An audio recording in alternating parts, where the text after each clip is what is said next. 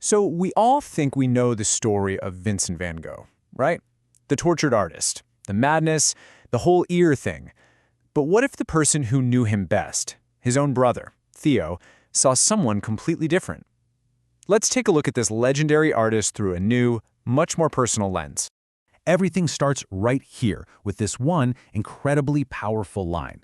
This isn't some dry art history lesson. This is a brother's testimony, and it immediately flips the script on everything we thought we knew, setting the stage for the man, not the myth. Okay, so what does that even mean, a man of sunlight? Well, this was the absolute core of how Theo saw his brother, not as some figure of darkness and despair, but as someone who was just filled with this incredible, almost overwhelming passion and light. And this gets right to the heart of who Vincent was. We're not just talking about artistic passion here. This was a fundamental intensity, a way he saw and felt the world that just set him completely apart from everyone else. I mean, this is the fire that gave us these masterpieces, but it was a fire that the world, and maybe even he, really struggled to contain. You see, this is how he tried to show everyone that inner fire.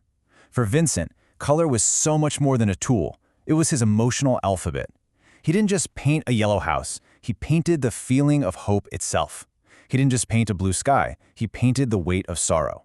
His art really became his true language, almost like a prayer whispered onto a canvas. But what happens when you speak a language that nobody else can understand? This brings us to the central conflict of his entire life, this clash between his brilliant spirit and a world that was, frankly, afraid of his light.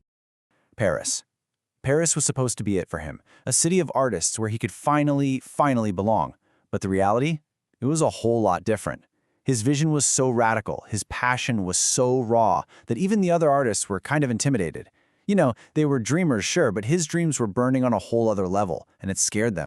And this is the heartbreaking result of all that. The world had these neat little labels for him, these easy dismissals that allowed them to just look away.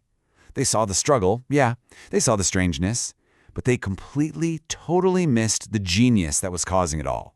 So after the rejection in Paris, Vincent did what he always did. He chased the light. He packed up and moved south to Arles, searching for the sun. And this journey, well, it would lead to his most passionate, creative period, but it would also lead to his deepest crisis. Down in the south of France, he found what he was looking for. And man, this is where his art just ignites. It's like he could finally reach out and just hold the sun, channeling all that energy directly onto the canvas in this absolute explosion of color. He didn't just paint landscapes, he captured their soul. When you really look at his paintings from this time, the world isn't static, it's not just sitting there.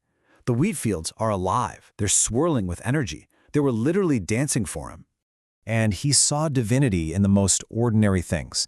For him, a simple sunflower wasn't just a plant, it was something sacred, something holy, a monument to life itself. This was the absolute peak of his creative fever. And then, the breaking point. The fire he carried inside him just finally burned too hot. As Theo remembered it, one night the colors cut too deep. He carved silence where sound had been.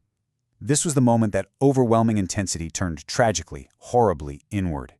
And this brings us to the final, really painful chapter of his life. His time in the asylum. It was marked by this profound sorrow. But here's the paradox. It's also when he created some of his most timeless and emotionally powerful masterpieces. Just think about The Starry Night, which he painted from his room in that asylum. It perfectly captures that contrast. He was physically trapped, behind bars, but his artistic vision just exploded to contain the entire cosmos, painting a universe that was every bit as beautiful and chaotic as he felt inside. And here it is, in his own devastating words from a letter to Theo. This isn't some academic theory, right? This is a direct window into his soul. This was the reality he was living with, every single day, even as he was creating these works of transcendent beauty for a world that wasn't even paying attention. And so, the end came where he had felt most alive, out in the fields, under that big open sky. It wasn't just a single act, you know. It feels more like the final outcome of an immense, unbearable pain that he carried with him right out into the light. But Vincent's story does not end in that field, no way. In fact, in a really powerful and deeply ironic way, his death was a new beginning. This final part is all about the incredible reversal that is his legacy. I mean, let's be real. When he died, Vincent van Gogh was a commercial failure. Period. He was unknown, unappreciated, and had sold almost nothing his entire life. That was the world's valuation of his life's work. And now, wow, the contrast is just unbelievable. The same world that completely ignored him now treasures him. His paintings sell for hundreds of millions of dollars. They whispered genius in museums where he never would have even been allowed to hang his work. It is the ultimate resurrection. So at the end of the day, seeing him through Theo's eyes asks us to do something really important, to throw away those easy labels. We're being asked to look beyond the myth of the tortured artist and actually see the man underneath. And this is the final beautiful truth. This is what it all boils down to. This is what his brother saw. His art wasn't just a symptom of his pain. It was an expression of his profound, overwhelming love for the world. A love so intense, he had to invent a whole new language of color just to express it. And that leaves us with this. Vincent's story isn't just some tragedy from the past. It's a challenge for us, right here, right now. It asks us to look a little closer at the fires burning in the people around us, to try and understand the languages we don't recognize, and to wonder what sunlight, what genius might we be missing today.